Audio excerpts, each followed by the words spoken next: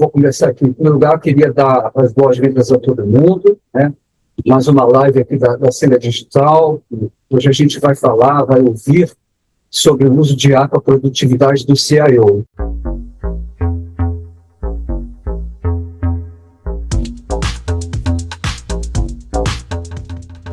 Para isso, a gente chamou o Maurício Longo, né, que tem uma longa história de tecnologia e um case pessoal super interessante nesse assunto.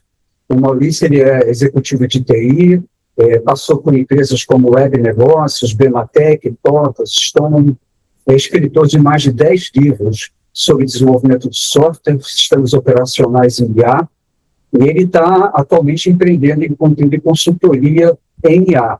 Bom, nada mais adequado do que isso, né? Então, legal. A ideia minha aqui hoje, né, é falar da IA na prática, né?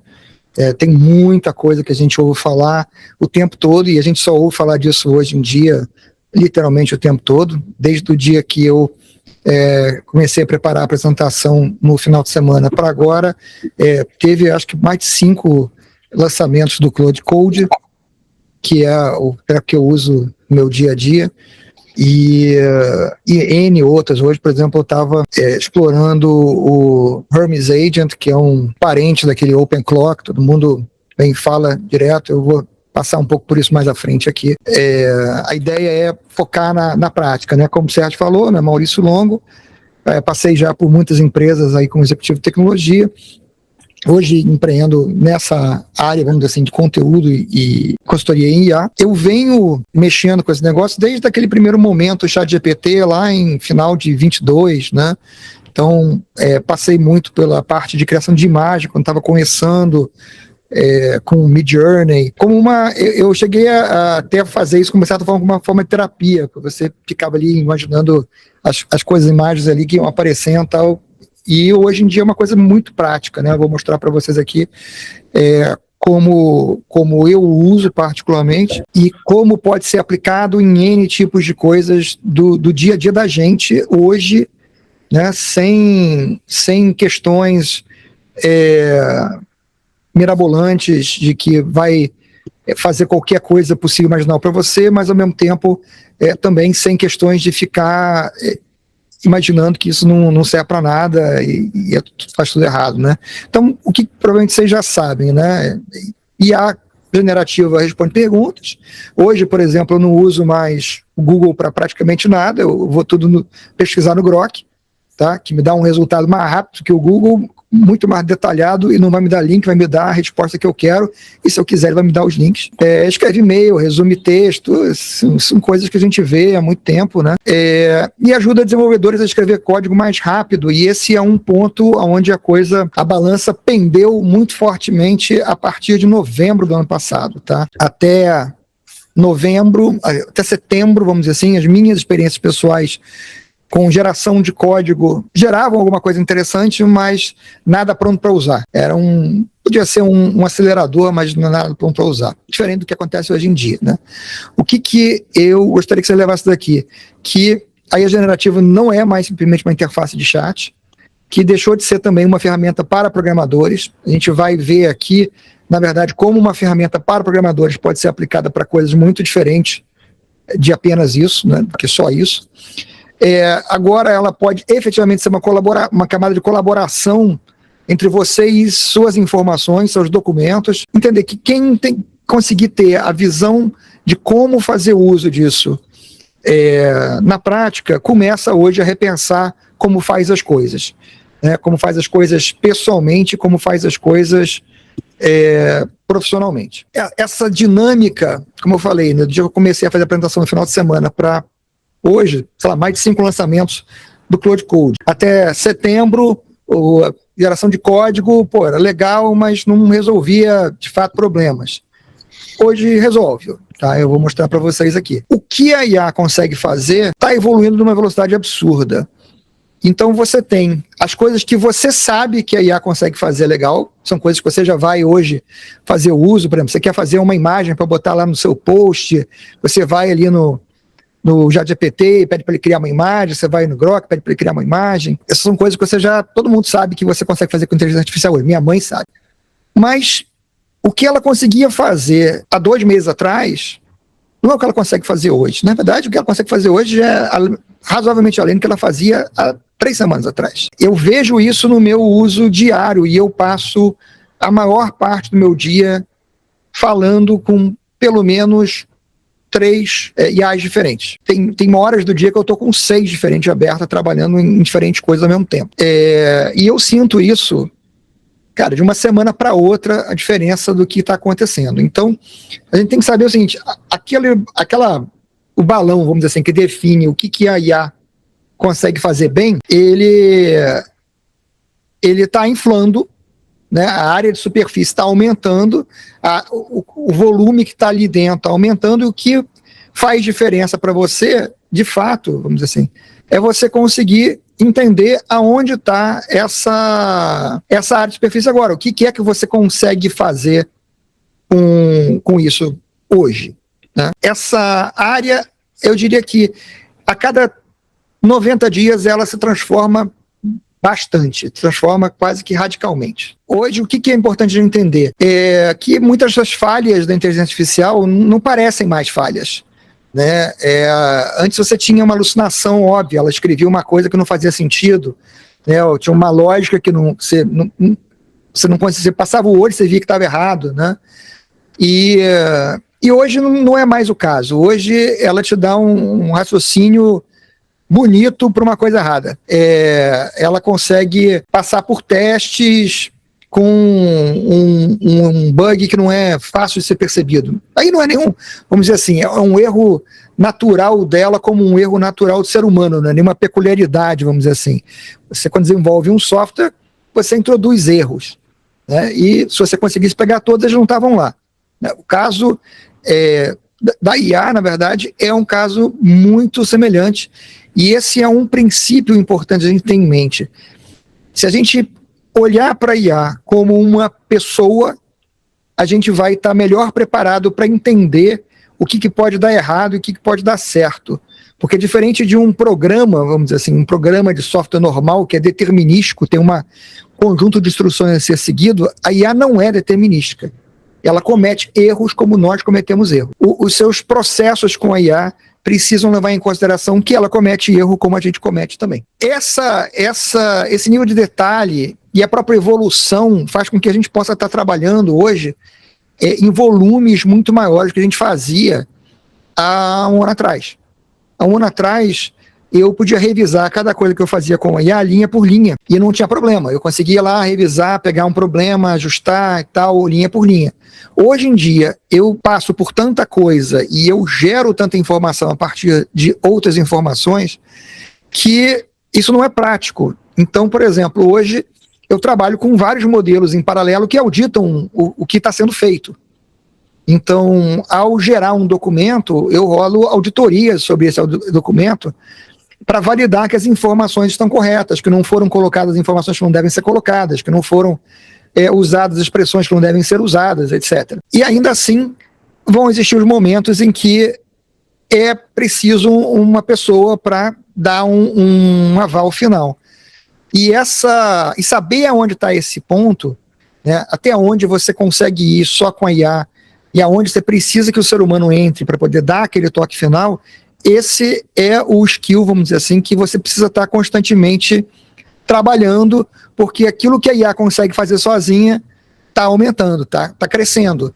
Se eu estivesse tentando fazer da mesma forma que eu fazia meu trabalho há 6 meses atrás, hoje eu não estaria fazendo metade do que eu estou fazendo. Como eu fui ajustando o meu método de trabalho, entendendo o que eu podia passar para a IA, entendendo como eu podia garantir que o resultado que ela estava me entregando estava dentro de um padrão qualidade melhor e refinar ele, eu consigo chegar no ponto onde, de fato, eu posso, dentro do tempo que eu tenho, passar por onde eu tenho que passar e pegar o que eu tenho que pegar. Então, esse é uma coisa que toda equipe que trabalha com IA precisa ter a entendimento, né? Hoje a gente não é mais uma questão de você pensar em como fazer um prompt, é você entender que você está, teoricamente, operando na fronteira. Porque a fronteira é onde você tem o maior ganho, você está levando o que a IA consegue fazer até o limite do que ela consegue fazer, e você está desenhando como é que você faz o handoff da IA para o ser humano entrar naquilo que só ele pode fazer hoje. Né? E tem que conseguir recalibrar para entender que todo trimestre, hoje, daqui a pouco vai ser a cada bimestre, depois vai ser todo mês, você tem que redefinir onde está a fronteira. Né? Porque a fronteira vai avançando, né? Sem parar. Na visão original, tudo isso acontecia dentro de um chat.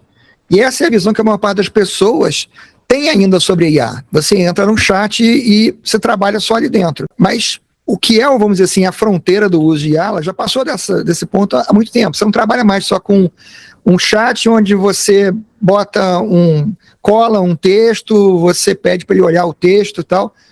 Hoje você pode trabalhar com documentos que a IA entende com grande facilidade e que você consegue também trabalhar com eles com facilidade.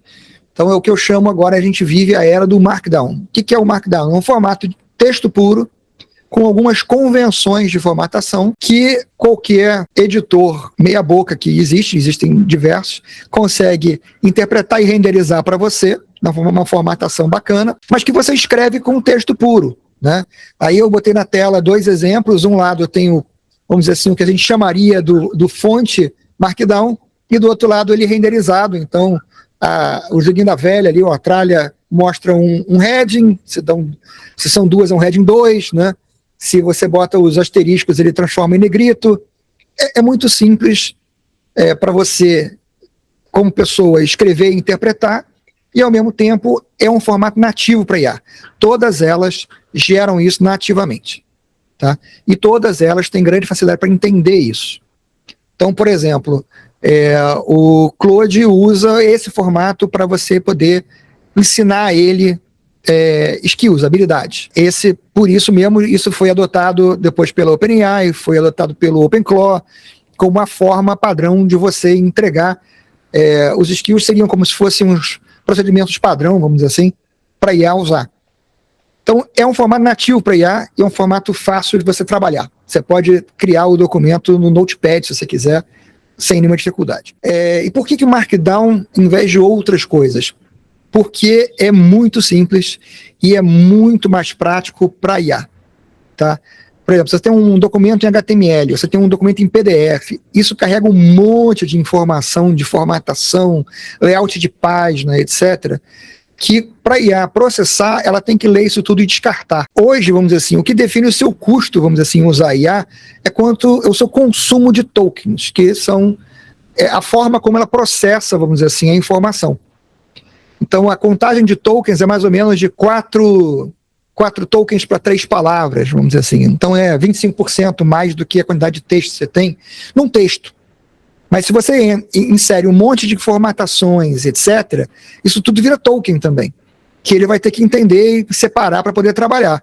Quando você trabalha com um formato simples como esse, você não está agregando um overhead de processamento para ele. O processamento se torna mais rápido, mais barato, mais eficiente, vamos dizer assim, e ao mesmo tempo muito fácil de você conseguir trabalhar com a informação. Então, ao mesmo tempo, por ser um arquivo texto puro, é fácil você usar um software de controle de versão para você garantir a versão dos seus documentos.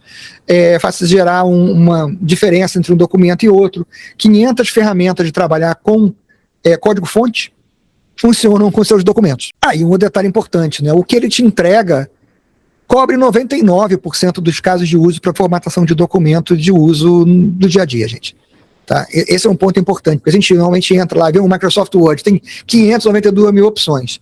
Eu posso dizer para vocês assim, eu aprendi muitas porque eu escrevi 10 livros direto dentro dele, tá? Antes de mudar para usar outras coisas. Eu escrevi 10 livros dentro dele. Eu nunca usei mais do que talvez 40% das funcionalidades, isso porque eu era um power user, porque eu escrevia livro.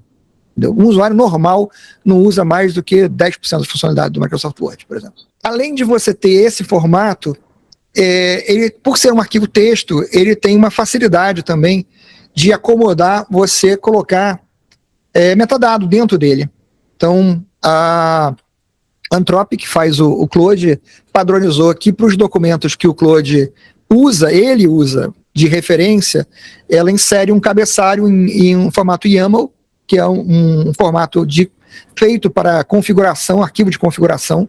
Essencialmente, você tem um exemplo aí na tela mostrando um metadado de um documento que seria um contrato, tá, para locação de um imóvel, por exemplo. E é muito fácil, os editores de texto ignoram isso, essencialmente. Tá? Você tem editor de texto hoje em dia que já esperam que isso esteja lá e meio que suprimem para você editar o texto, ou deixam você editar o texto também sem nenhum problema, e isso não é afetado de forma nem positiva nem negativa, vamos dizer assim, é um texto puro, então não faz muita diferença. Tá? E é sempre um blocozinho no início. Qual é a vantagem, de novo, ter esse blocozinho no início? Para IA. Para IA, ela consegue arrancar o blocozinho do início sem ler o documento inteiro e poder ter uma visão do que está dentro do documento, para saber se esse é o documento que ela quer ou não. Tá? Então, mais uma vez, eficiência na recuperação e eficiência no consumo de tokens para processar a informação. Vem um lado interessante, né? Eu trago aqui dois opostos aqui extremos. Primeiro, uma interface caractere tradicional, terminal, e eu posso dizer para vocês, eu, como alguns de vocês, passei pela época em que o terminal, né, a linha de comando era a interface do computador, né, e por isso mesmo eu não gosto dela. Eu sou daquelas pessoas que quando eu pude passar a usar a interface gráfica, eu achei o máximo e eu não tinha saudade nenhuma da linha de comando. Até de certa forma, por isso eu demorei um pouco a migrar o meu uso da IA para essa forma, mas hoje eu faço 95% do meu uso de IA através da interface terminal. Por quê? Porque a interface terminal, eu particularmente, eu uso Cloud Code, tá? Mas tudo que eu vou falar aqui você consegue fazer perfeitamente com o Codex da OpenAI.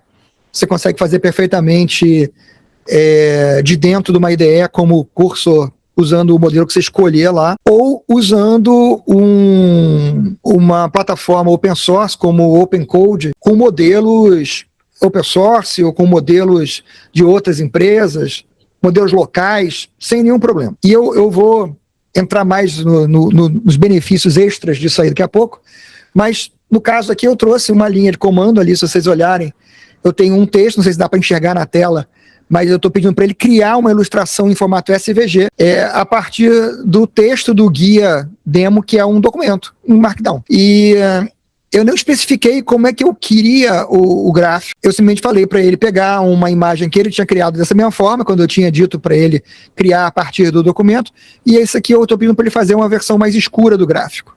E do lado vocês podem ver duas imagens, aquelas duas imagens ali, a versão mais clara e a versão mais escura, todas as duas foram resultado de uma linha de comando como essa aqui.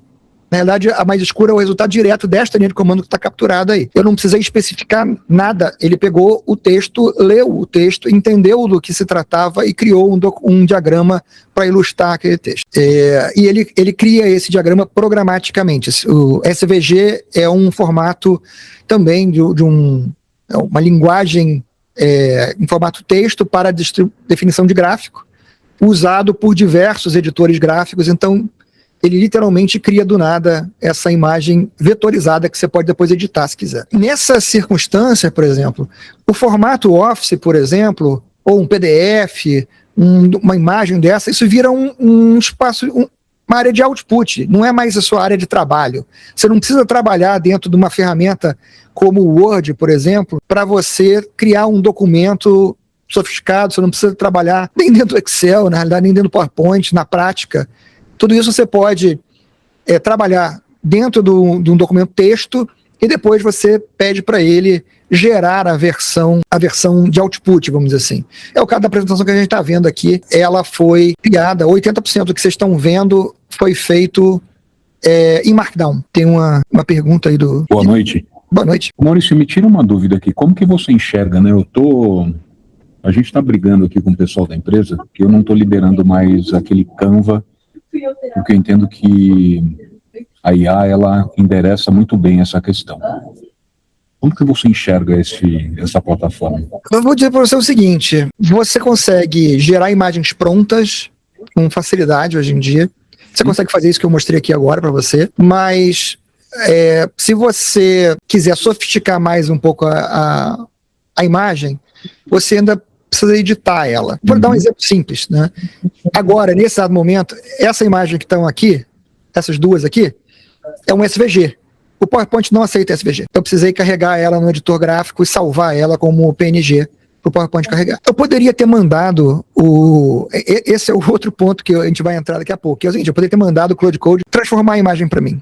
E ele faria um programa que transformaria a imagem de SVG para PNG. Sim. Eu diria a você o seguinte, a gente está caminhando para o ponto onde você não vai precisar de nenhuma ferramenta desse tipo. Mas eu diria que hoje, pessoas que têm atividades específicas ainda precisam para poder tirar todo o benefício. Poder pegar aquela imagem ali, dar uma ajeitadinha mais rápido do que ele vai conseguir mandar a IA fazer. Tá? A minha preocupação aqui, né, e a minha dúvida é se o pessoal está acostumado ou se ele realmente não consegue se virar, né? Mas eu entendi. Seria um complementar aí do que a IA consegue extrair, ele fazer ajuste fino, fazer alguma questão, né? Isso, e assim, é importante ter o seguinte, é uma questão transitória, tá? Hoje eu gerei um mapa a partir de um livro. O mapa não é lindo, e eu não mandaria o mapa como está para uma apresentação profissional. Mas o mapa é 100% funcional. Se fosse o mapa para você chegar na minha casa para um churrasco, eu mandava para você sem problema. Mas eu acredito que em um ano, o mapa seria um mapa profissional, por exemplo. Será um mapa profissional. Show, obrigado, viu? A apresentação, como eu falei, foi gerada por uma mistura de Claude Code e PowerPoint. E quando eu falo por uma mistura, gente, olha só, para ser muito claro, e eu sou totalmente transparente com isso, eu mandei ele criar uma apresentação baseada nos últimos 3 artigos que eu publiquei, e ele gerou todo o conteúdo que tem aqui, essencialmente. Quando eu falo os outros 80%, foi o seguinte, eu peguei o conteúdo que ele gerou, em formato Markdown, mandei o Claude de dentro do PowerPoint transformar no PowerPoint, e ele edita o PowerPoint, você vê ele editando o PowerPoint dentro do PowerPoint. E quando ele terminou, eu cheguei no ponto em que eu comentei com o Alexandre agora. Era mais prático para mim editar o PowerPoint do que ficar pedindo para ele alterar. E aí eu fiz minhas edições, são uns 20% a mais. São as minhas edições. Reordenei algumas coisas numa sequência que eu achei que ficava melhor. Criei algumas ilustrações adicionais que não tinha pensado em colocar antes de ver a apresentação. Então, esse é o ponto, vamos dizer assim, onde eu diria que a gente está. Agora, eu posso dizer para vocês, numa aplicação direta, eu tive 1/4 do trabalho que eu teria para fazer a apresentação. E aí vem, por exemplo, na linha, né, será que você precisa do Canva ainda hoje? E aqui eu mostro que a gente está no caminho de não precisar. Esse é um videozinho, não sei se o áudio passa para vocês. O áudio é só uma musiquinha e uns poucos efeitos sonoros, assim, quando vão aparecendo as coisas. Esse vídeo foi inteiramente feito pelo Claude Code. Para vocês entenderem, quando eu falo inteiramente feito, eu estou dizendo o seguinte, eu mandei ele ler um artigo e criar um vídeo sobre o artigo. Eu não especifiquei mais nada. No momento que o vídeo ficou pronto, eu critiquei o vídeo e pedi para ele aumentar as fontes, ajustar um pouco a cor para ficar mais fácil de ler. Esse vídeo ficou pronto, vamos dizer, sem uma intervenção humana para gerar o vídeo, em talvez uns 40 minutos. É o tempo de eu criticar, olhar, ver o resultado, pedir para mudar mais uma coisinha e tal. E eu posso dizer para vocês, há 10 anos atrás, eu trabalhava numa empresa onde a gente pagou, tipo, 20 mil reais para fazer um vídeo desse, para a área de marketing. Hoje em dia, obviamente, é muito mais fácil do que era naquela época, não custa mais a mesma proporção que seria, né, se eu fosse atualizar o valor, mas brotou do nada. E eu posso dizer a vocês, claramente tem como melhorar, e ao mesmo tempo, se eu tivesse dado uma referência visual para ele teria usado. É óbvio que esse vídeo poderia estar melhor, essas fontes poderiam estar maiores, poderiam estar talvez um layout um pouquinho melhor, 0 designers envolvidos, né? 0 profissionais de marketing envolvidos, é isso, né? Você vai dar ideia para o vídeo em minutos e não em dias mais. Então, o Markdown resolve o formato para sua informação, se você der a informação para IA nesse formato, ela consegue trabalhar muito bem. Agora, e você, né? Eu acho que no momento que você está trabalhando com essas informações, isso é uma coisa muito importante, quando você passa a trabalhar com documentos como contexto e não mais o que você cola lá na IA, você consegue ser muito mais produtivo do que você consegue fazer. Então, hoje o que eu acho que a gente precisa é o que eu chamo de uma IDE de conhecimento. É uma coisa que é possível você ter usando ferramentas gratuitas como o Visual Studio Code, que eu não gosto de usar porque ele é feito para desenvolvedores Então, inclui um nível de complexidade de configuração, transcende o que a minha paciência para ser um usuário normal, vamos dizer assim, alcança. Então, mas existem outras ferramentas, e para não dizer que você precisa de uma, eu mesmo criei uma em 2 horas usando o Cloud Code. Dia 2 de janeiro desse ano, na minha primeira sessão de uso do terminal, eu criei um editor para esse tipo de documento com o Cloud Code em mais ou menos 2 horas. Ele tinha alguns bugs, mas todos os principais já tinham sido sanados, ele funcionava. O que eu acho que é interessante é você ter uma aplicação qualquer, como eu falei, pode ser qualquer um desses IDEs de desenvolvimento que são gratuitos. Nesse caso, o que está na foto é uma outra aplicação que eu vou mostrar para vocês daqui a pouco, que também é gratuita. Ela não é open source, porém é gratuita, que deixa você navegar os seus documentos para você ter fácil acesso às informações que você quer passar para a IA e aquilo que a IA está te devolvendo, porque essa é a grande vantagem de você trabalhar na linha de comando, com o terminal, é que a IA está na tua máquina, então ela não precisa gerar um texto na tela para você ver, uma resposta para você. Ela gera um documento para você. E o documento pode ser um vídeo, pode ser um áudio, pode ser um texto. Você precisa poder alimentar ela com dados e receber documentos de volta. Vão documentos para ele e voltam documentos dele. Eu prefiro o Obsidian, que é essa aplicação aí. É uma aplicação, como eu falei, gratuita. É altamente extensível e, por ser altamente extensível, eu hoje peço para o Cloud Code criar extensões para a aplicação para mim, para atender o meu workflow. Tá? Eu não dependo, vamos dizer assim, que o software evolua por mim, eu posso evoluir o software para o meu uso, especificamente. Está aí um pouquinho maior só a interface para você poder ver ali, uma árvore para você navegar os seus documentos, o documento que você está visualizando, que pode ser em edição ou visualização, só visualização. Do lado, uma visão aquele cabeçalho em YAML que eu mostrei, que eles chamam de font matter, tá? Que o Obsidian sabe interpretar e ele pode tirar de dentro do documento e botar ali do lado estruturadinho para você poder ver sem atrapalhar você mexer no documento. E você pode alterar as propriedades ali no YAML também, sem você precisar saber as regras de formatação do YAML e tal, ele cuida disso aí por você. Então, essa visão lateral é isso, não são os metadados sendo mostrados, e com isso você tem o quê? Um documento com 3 camadas ali, É o texto para os humanos, metadado para IA, e os links de navegação que permitem você fazer, literalmente, criar um grafo das suas informações, o que facilita a IA encontrar outras informações sem ela ter que ficar vasculhando um monte de documentos. Ela tem links e ela pode criar links para você ter isso.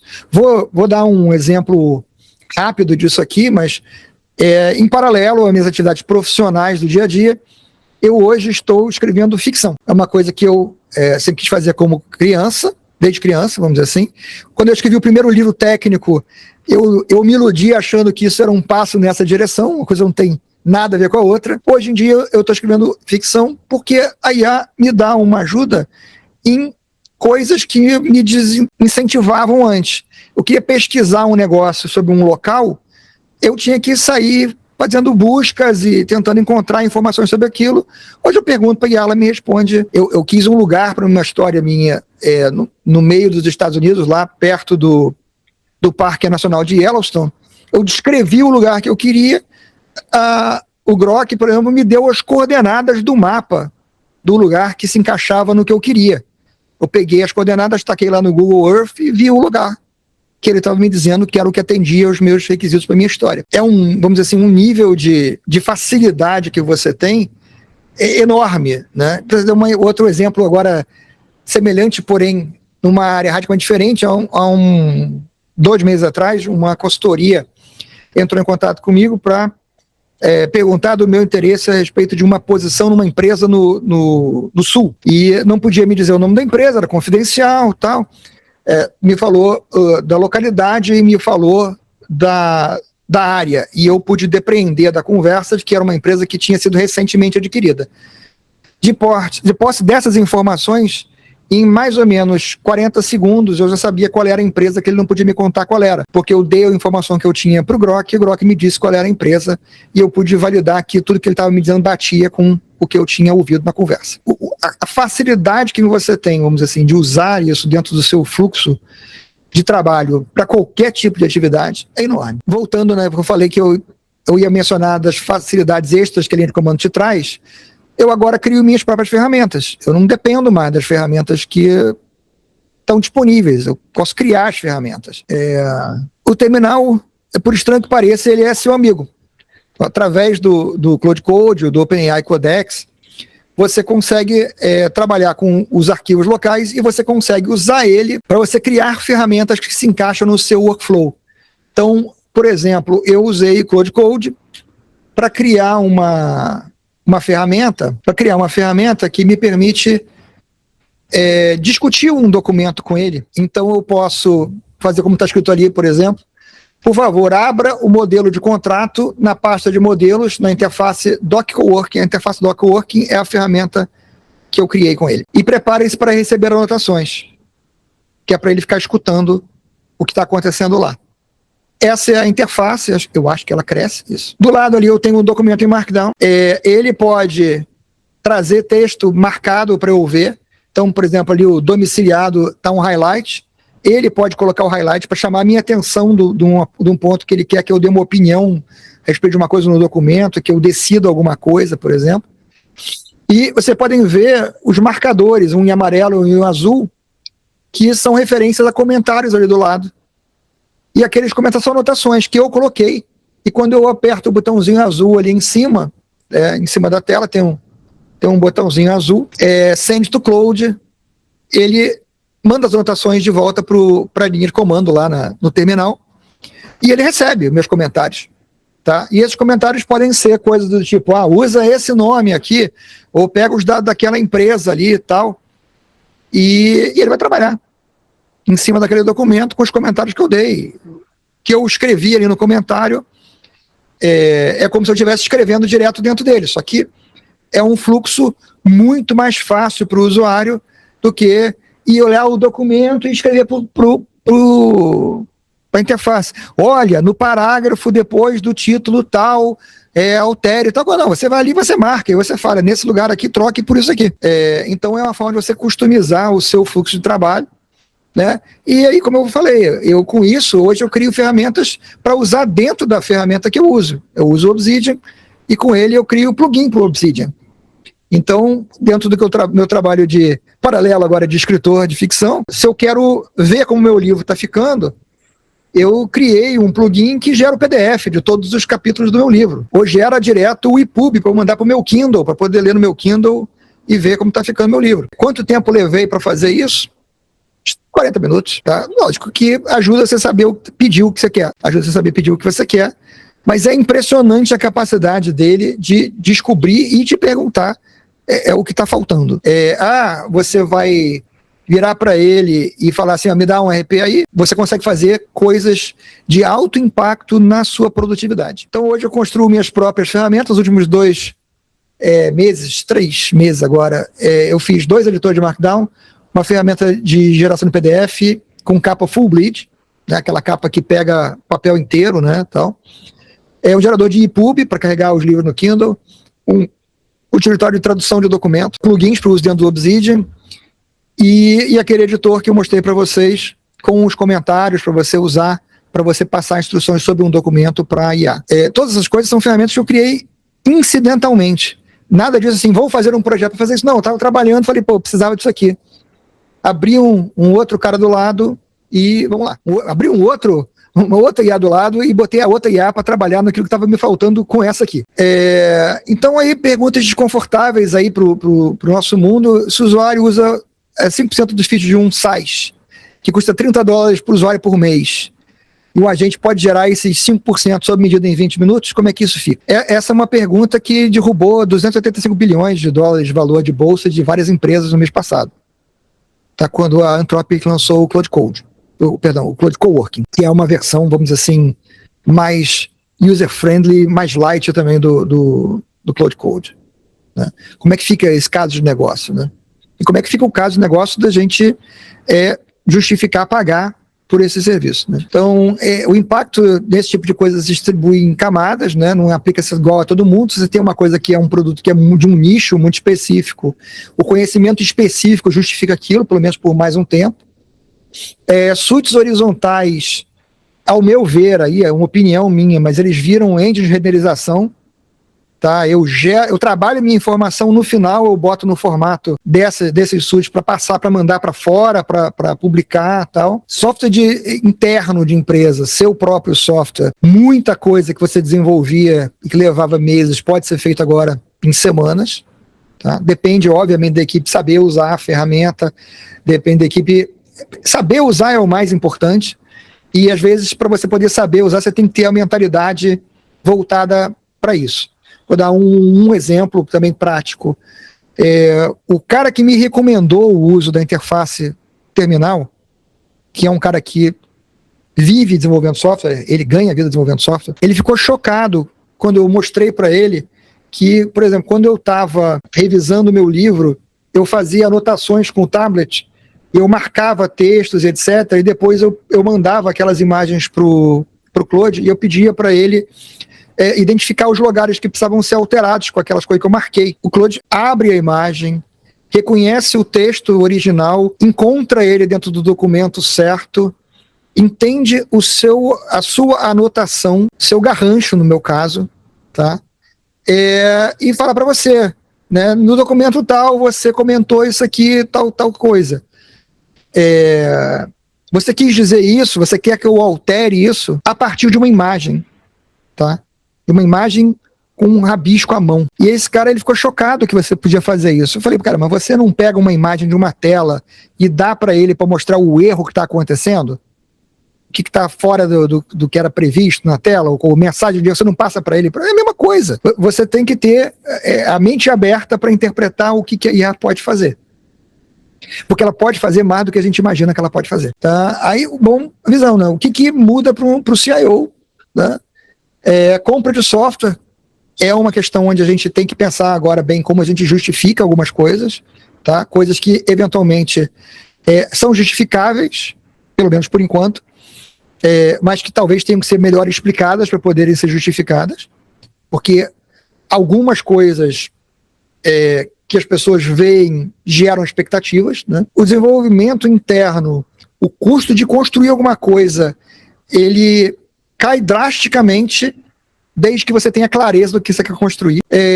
A mesma coisa, o mesmo impacto, vamos dizer assim, que é brutal, que esse é a questão da governança interna, porque quando uma pessoa qualquer pode gerar uma ferramenta de software em minutos, né, o seu perímetro de segurança ele vira um pesadelo, e eu vou passar muito rápido por isso falando sobre o OpenClaw daqui a pouco. E dados em conhecimento, cara, texto puro, metadado, isso é um novo substrato de informação que permite você tirar o máximo de proveito do que você tem de informação. É o mais simples, o mais básico e mais eficiente. Então, 3 empresas aí para a gente levar de volta, né, empresa, né, na operação onde que a gente está revisando coisas em série que podem ser feitas em paralelo. Então, por exemplo, antes eu revisava um documento e eu lia um documento procurando todas as coisas que estavam erradas no documento. Hoje, antes de eu botar meu olho num documento que foi criado por uma IA, eu já rodei 6 auditorias diferentes com outro modelo de IA, que já passou o feedback para o primeiro modelo, que já consertou as coisas que o outro modelo detectou, e quando ele chega para mim, passaram-se 5 minutos, que eu não estava fazendo isso, mas o documento chega com 1/10 dos problemas que ele chegaria antes, que eu tinha que identificar individualmente. Quantas coisas a gente hoje paga de serviço, que a gente usa uma fração do que o serviço faz, e talvez a gente não precise daquele serviço. Cara, como a gente torna o conhecimento corporativo, aquilo que está em base de dados, aquilo que está na cabeça das pessoas, registrável em texto. E o registrável em texto, o que está na cabeça das pessoas, é a parte mais interessante, porque você literalmente consegue agora registrar processos que antes você precisava de uma consultoria para desenhar o processo, e hoje, teoricamente, você consegue descrever isso e, a partir de uma descrição, ter um processo formal criado que você pode validar depois em cima daquilo e que fica para sempre registrado e disponível para IA. Então, a IA generativa, ela saiu da janela do chat, ela saiu do editor de código, ela é de fato agora uma camada de colaboração, você consegue, e é o que eu falo para você, eu literalmente trato como uma pessoa, eu converso com uma pessoa, eu sou educado com ele como se fosse uma pessoa, sempre porque a gente pode imaginar que um dia ele vai bater na nossa porta, e de certa forma, até porque se você não for educado com ele, você corre o risco de amanhã não ser educado com as pessoas também. De tão natural que é você conversar com eles. Cara, isso leva você a ver que você tem muita coisa para redesenhar e quem redesenhar depois não necessariamente vai pagar mais caro, mas pode acabar com custo de oportunidade. Tá? Porque, como eu falei, hoje eu faço um monte de coisa que eu não fazia 6 meses atrás, porque eu não tinha condição de fazer. Mas hoje eu peço para a máquina e a máquina faz para mim. Eu comecei nessa brincadeira como um cara que pagava $20 aqui numa coisa, $20 ali numa outra coisa, $20 ali numa outra coisa. Hoje eu ainda pago $20 numa coisa aqui, $20 numa outra coisa ali, mas eu pago $200 por mês no pacote de IA que eu uso, mas que me trabalha por mim o equivalente a 3 pessoas trabalhando comigo. É uma economia brutal em relação a eu contratar as 3 pessoas. E um aumento de poder para mim, como pessoa, como indivíduo, muito grande. E aí o OpenClaw, né? Todo mundo fala, virou quase que uma febre aí na mídia nos últimos 3 meses. Ele iniciou uma revolução na forma como pessoas percebem IA, tá?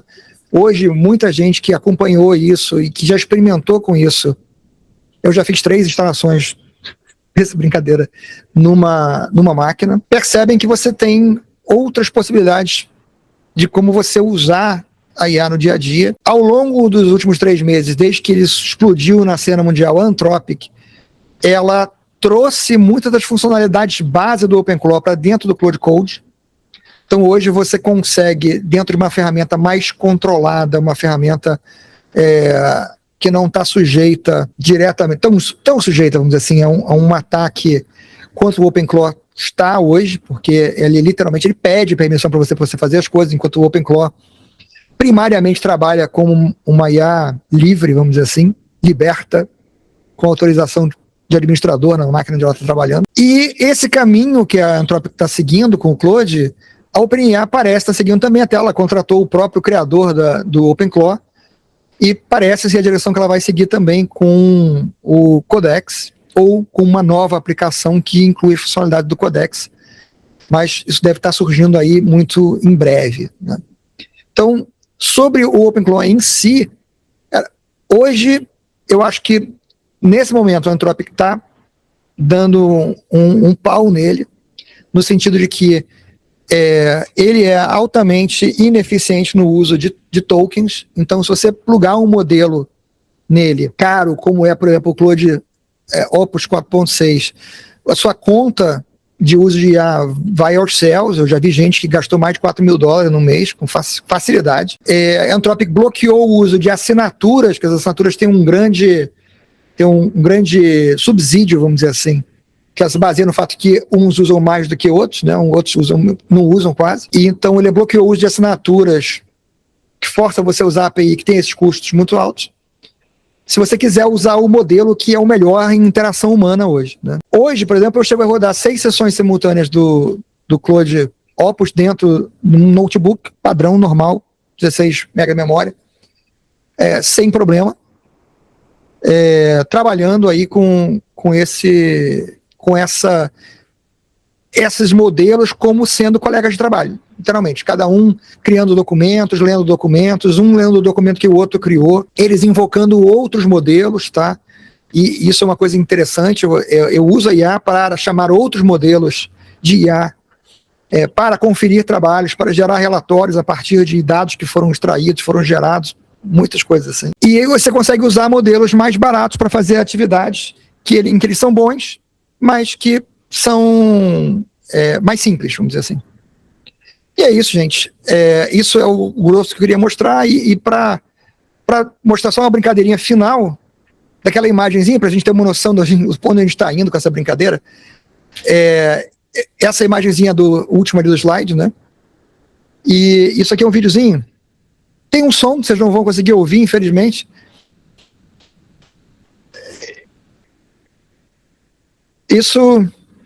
Esse videozinho é gerado de graça.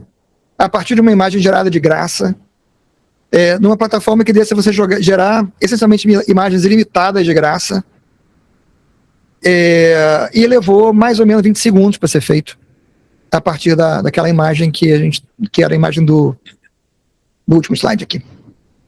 Tá? Então, de novo, as possibilidades que você consegue fazer hoje para você usar em campanhas de marketing interno, para você usar em campanhas de marketing não interno, são enormes, né? E elas estão mudando continuamente, gente. Muito rápido e muito continuamente. Então é isso. Se aí tiverem perguntas aí, tuas ordens. Acho que está mais do que bacana aí a experiência que você compartilha com a gente, Maurício. Te agradeço muitíssimo e espero aí que vocês tenham gostado também do vídeo.